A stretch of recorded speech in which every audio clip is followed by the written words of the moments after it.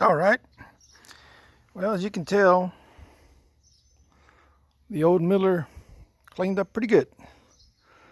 Uh, like I said, this was a welding helmet I've had for a long time. It really, I paid a lot of money for it when I bought it.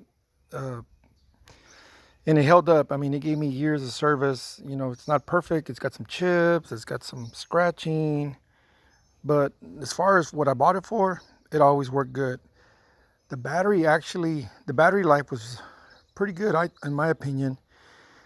I guess if there was only like one thing, and this is really not the fault of the helmet, is that if you were to strike an arc and if the sensor was where there was a shadow, like sometimes there'll be pipes or something in the way, and then when you strike the arc, and then a shadow would be cast onto the helmet, and just by chance it happens to hit that sensor, it wouldn't auto darken.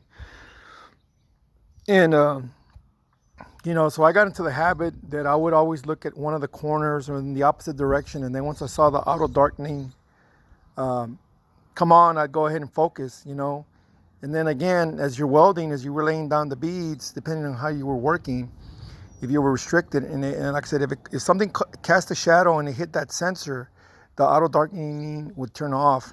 That's about the only thing, but it's no biggie. I mean, you learn how to deal with it. But I mean, 19 years old, going on 20, and let me tell you what, it it, uh, it was worth every penny.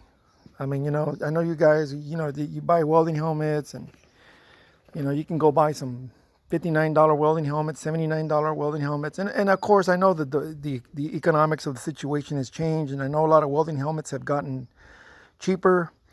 But I mean, in my opinion, when you're trying to protect your eyes, the main thing, your eyes, I mean, buy the best, you know. And it don't have to be a Miller. I mean, there's a lot of there's Lincoln, there's Miller, there's Hobart.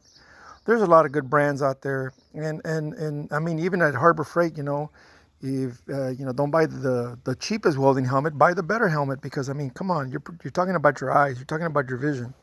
So anyway, that's the wrap up on this right here. I thought I'd show you guys the 20-year-old welding helmet, give it a little TLC, a little love, and now I just got to go buy a battery, and we'll be back in business. Thanks for watching.